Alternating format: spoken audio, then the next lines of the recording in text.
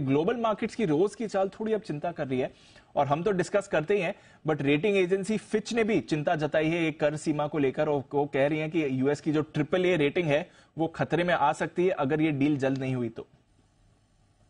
Good morning दीप। देखिए, वैसे तो संकेत आप देख ही रहे हैं, लगभग हर रोज एक जैसे ही है।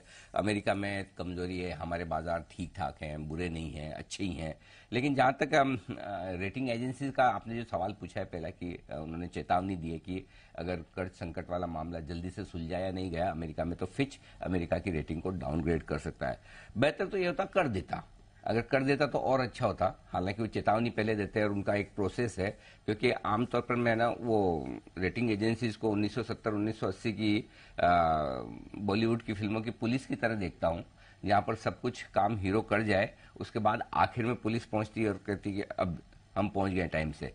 मतलब सारा काम खत्म होने के बाद ही रेटिंग एजेंसी आती है। और रेटिंग एजेंसी जब भी आज तक का रिकॉर्ड है, जब जब उन्होंने अमेरिका के मार्केट को, अमेरिका की इकोनॉमी को, अमेरिका की रेटिंग को डाउनग्रेड किया, उसके बाद अच्छी तेजी हुई है अमेरिकी बाजारों में अगले एक साल में। ये आंकड़े किसी दिन जरूरत पड़ने पर अगर उन्होंने डाउनग्रेड किया तो हम ये निकाल कर रिसर्च के साथ रखेंगे भी।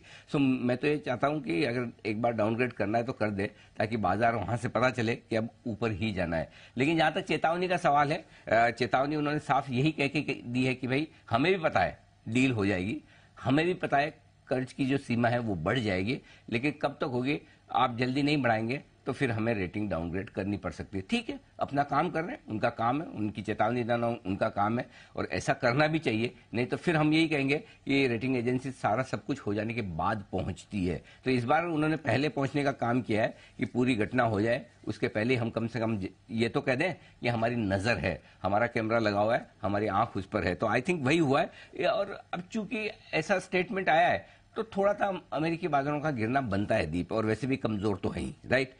कोई ऐसा तो मतलब एक हफ्ते में, पिछले 4 हफ्तों से ये ट्रेंड बना रखा है डाउन है कि हफ्ते में 4 दिन तो हमें गिरना ही है, एक दिन ठीक ठाक हम हल्की सी रिकवरी देंगे। पॉइंट क्या है, धीमे धीमे धीमे धीमे जिस तरह से अमेरिकी बाजार नीचे जा रहे हैं पता ही नहीं चल रहा। क्योंकि एक तो क्या होता है कि गिरावट हो 500 700 800 पॉइंट की, किसी एक दिन गिर जाए तो वो दिन हमें याद रहता है, ओहो बहुत जोर से गिरे थे। अब मतलब वो पर्टिकुलर दिन, अब रोज 150 200 250 300 50 500, अब उसमें आपको याद भी नहीं रहता और धीमे धीमे धीमे नीचे के लेवल्स आते दिखते हैं। लेकिन हाँ, एक ट्रेंड साफ है गिरने का। 4 हफ्तों से लगातार हर हफ्ते 4 दिन 3 दिन 5 दिन कमजोरी का ट्रेंड लेकर बैठे हैं। तो अमेरिका ढीला है, इसमें कोई डाउट नहीं है। और अमेरिका में रिकवरी का अगर पहला संकेत बनेगा दीप, तो वो इसी बात को लेकर बनेगा कि भाई कर्ज संकट सुलझ रहा है, नहीं सुलझ रहा है, कब तक सुलझ रहा है। जिस दिन इस बात की क्लैरिटी आएगी अमेरिकी बाजार चल जाएंगे। यहां पर 2 चीजें हैं दीप, अगर यही मामला थोड़ा और बिगड़ता है कि नहीं, अभी भी जैसे जैसे हम 31 मई के नजदीक पहुंच रहे हैं और वो स्थिति साफ न दिखे, तो ऐसी सिचुएशन में थोड़ा और गिर सकते हैं, कोई बड़ी बात नहीं, कमजोर तो है, मतलब इनको तो धक्का देने की भी जरूरत नहीं, जोर से आवाज करो तो गिर जाए, वैसा वाला मामला है अमेरिकी बाजारों का। लेकिन अगर किसी दिन ये संकेत आ गया, ये देखो भाई मामला बैठ रहा है, दोनों पक्ष विपक्ष अमेरिका के एकदम तैयार हो रहे हैं, लगभग डील डन है, तो यकीन मानिए किसी दिन दूसरे दिन अचानक से आपको सुबह गैप से ओपनिंग हमारे बाजारों में होती दिखेगी। अमेरिका उछल भी सकता है, किसी गलतफहमी में हम न रहें। ओवरसोल्ड मार्केट भी है वहां के, जिस तरह से गिर रहे हैं। सो आई थिंक ये पूरे संकेतों में मैं इस बात में जा ही नहीं रहा कि डील होगी नहीं होगी, सबको पता होगी, कब होगी ना आपको पता है, ना मुझे पता है, ना शायद बाइडेन साहब को पता है, तो वो भी छोड़ दीजिए।